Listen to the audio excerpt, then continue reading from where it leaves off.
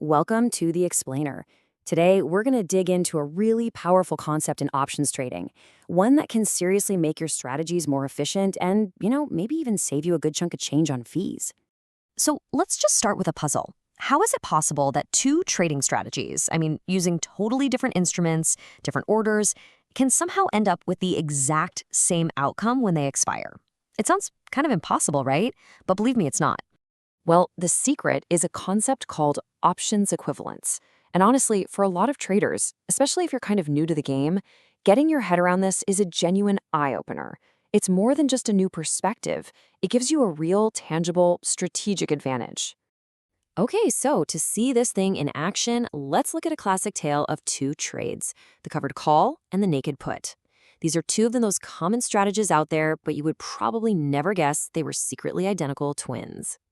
So on the left, we've got the covered call. It's a two-part deal. First, you buy 300 shares of some stock, we'll just call it QZZ, and then you sell 3 call options against those shares.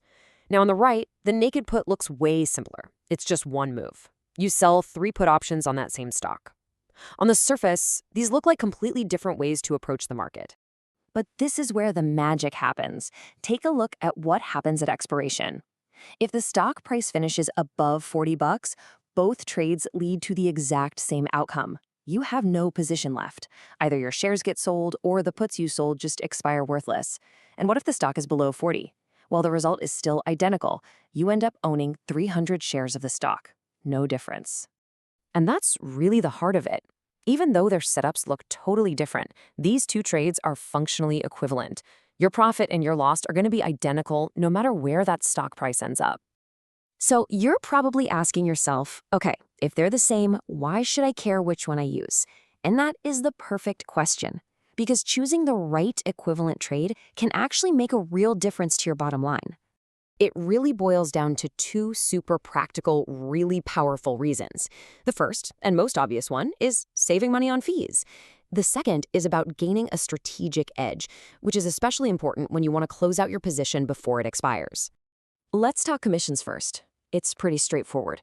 The covered call, like we saw, needs 2 separate trades, one to buy the stock and another to sell the call. That means you're paying 2 commissions. The naked put? Well, that's just a single trade, and so just 1 commission. It's a simple, direct way to lower your trading costs right off the bat. Now, the second advantage, and this one might be even more important, is all about flexibility. Imagine the stock takes off and you want to lock in your profits early. With the naked put, you just buy back an option that's now super cheap. It's a clean, easy exit. But with the covered call, you've got to buy back a call that's way deep in the money. And those options, they often have really wide, nasty bid-ask spreads, making it way more difficult and expensive to close out the trade. The strategic edge here, for sure, goes to the person who sold the put. So, how does this all work? Is this some kind of market voodoo? Not at all. It's pure mathematics, and it's all governed by one simple but incredibly powerful formula. This little equation right here is basically the master key. It just says that owning stock, that's the S, is exactly the same as owning a call option, C, and being short a put option, P, as long as they have the same strike price and expiration. This is the bedrock relationship that ties stocks, calls, and puts all together. And the real beauty of this formula is how flexible it is. With just a little bit of basic algebra, we can shuffle it around to uncover all sorts of other powerful equivalences. You can see here, we can solve for C to figure out what a call option is equivalent to, or solve for P to define a put.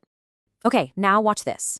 If we take that last equation, P equals C minus S, and we just multiply every single piece of it by -1, we're just flipping all the signs. So P becomes negative P. C becomes negative C, and negative S becomes positive S. What we're left with is the exact mathematical proof for the example we started with. And there it is. That's the big payoff. A short put, that's our negative P, is mathematically identical to owning stock, that's S, and selling a call, that's negative C. This isn't just a coincidence. It's not a temporary glitch in the market. It's a structural certainty. They are the exact same trade, just wrapped in a different package. Understanding all this isn't just about learning some clever trick to show off. It's really about fundamentally changing how you look at the options market and the positions you're building.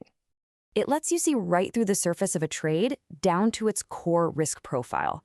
And that means you can always choose the most efficient way to get the exposure you want, saving you money on costs and letting you make smarter, more flexible moves. And hey, don't just take my word for it. As the source material for this whole explainer points out, really getting the significance of equivalence is one of those key things that separates the novice traders from the ones who find long-term success. Once you start thinking in terms of equivalences, you'll start seeing these relationships pop up everywhere, turning what looks like a complex position into a much simpler, more efficient alternative. So the real question to leave you with is this: what opportunities are hiding in your own trades, just waiting for you to find them?